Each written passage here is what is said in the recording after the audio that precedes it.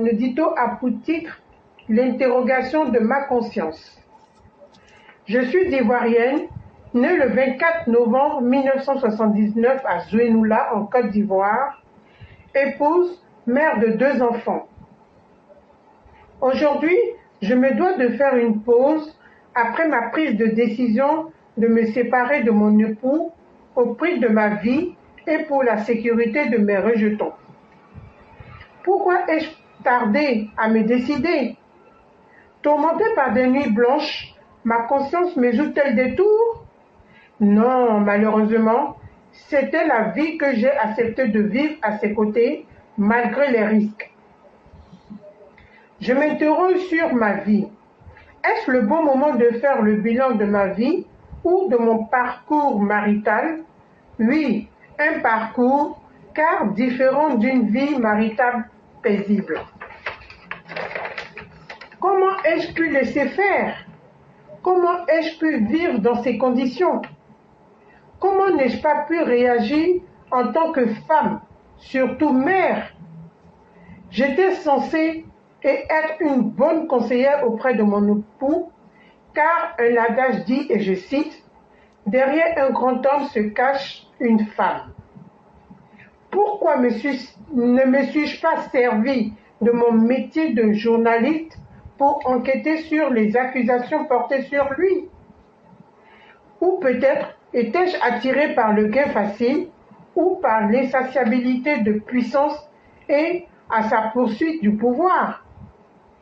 Me suis-je senti par moments presque une première dame? Voudrais-je vraiment cette place? Ou étais-je aveuglé aux différents agissements de mon époux?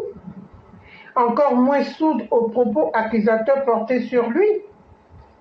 Le pouvoir est-il vraiment maudit ou est-ce celui qui le dirige? Non, je me suis trompée sur toute la ligne.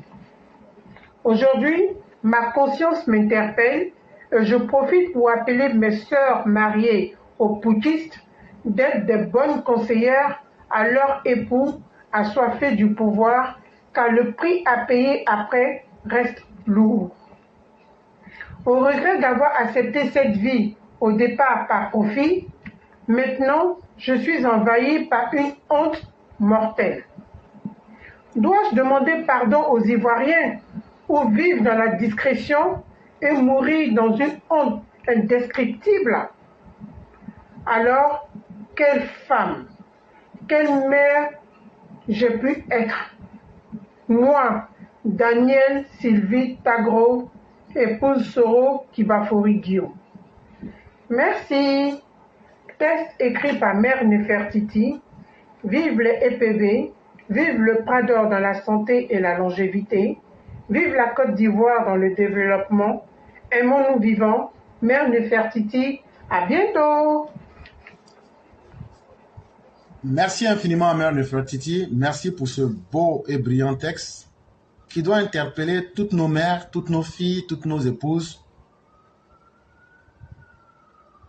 à jouer pleinement leur rôle d'épouse quand elles ont des hommes en face.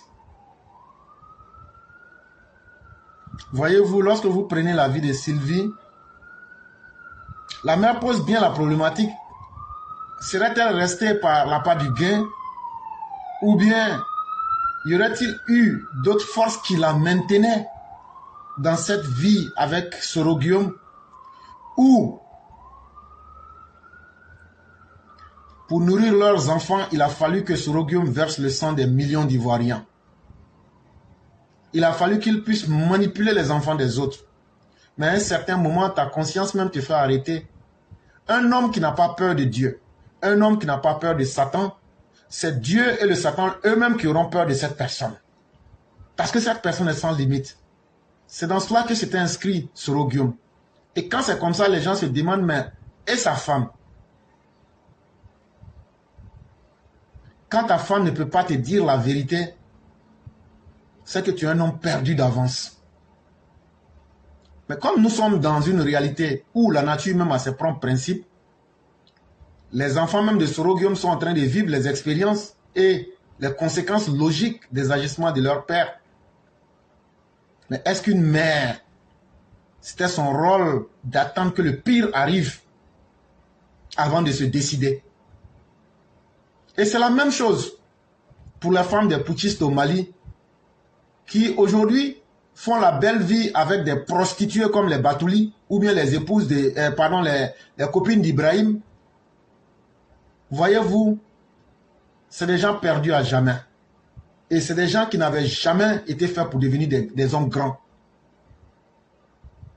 Même si vous mettez un cochon au paradis, il finira par quitter le paradis pour aller être à l'aise dans la porcherie. Sinon, qu'est-ce que Soroguium n'avait pas eu? Mais quand tu quittes le paradis pour aller dans la porcherie, ça veut dire que tu n'étais pas fait pour être un homme grand. Le président Ouattara, lui, Soroguium n'avait pas 40 ans. Il a forcé la main pour que Soroguium puisse être président de l'Assemblée nationale. Lui, Soroguium n'a jamais rien demandé qui lui a été refusé. Lui, Soroguium a commis toutes les formes d'atrocités sur tous les Ivoiriens, quelle que soit leur religion ou bien leur région. Mais les Ivoiriens ont toujours été prêts à pardonner. Mais Soroguium a profité de cela, du pardon des Ivoiriens, pour faire massacrer nos soldats à travers les attaques de Kafolo, où il a fait tuer 14 de nos militaires. Avec les Soufianes. Tu penses qu'on ne sait pas? Tu as une société fictive de taxis à New York. C'est à partir de là que vous avez financé les attaques de Kafalo. On sait tout.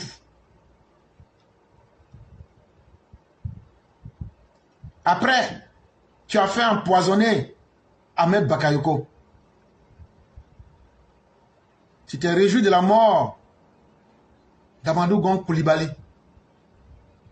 Mais comme la mort, c'est une équation que nous tous nous partageons, on attend de voir ce que demain te réserve. Mais Soroguium, tu ne connaîtras pas la paix. Et comme tu l'as dit toi-même, puisque tes intentions sont mauvaises, Dieu ne te permettra jamais de diriger ce pays. C'est toi-même qui l'as dit. Dieu ne te permettra jamais parce que tes intentions sont macabres. Tu es dans le crime, tu es dans le meurtre. Et on n'a pas besoin d'un criminel. Et Dieu déteste les criminels. Merci à nos mères d'interpeller encore celles qui peuvent encore se ressaisir pour se dissocier de ces agissements de leurs époux criminels, pour ne pas que demain, vous soyez frappés d'anathème, vous et vos enfants. Ah non, c'est pas l'enfant de Solo là, le tueur d'homme là. Ah oui, c'est lui, hein. C'est pas la femme de l'ancien, même garçon là, on va pas te marier. Oh. Même si tu divorces avec Soroguium là. Femme d'ancien criminel, toi tu vas aller marier ça. Tu vas même pas gagner un garçon. Faut continuer. Il a tué ton oncle, non? Il a tué ton oncle désiré, non? Faut continuer. Tu es dedans là. Faut être dedans seulement.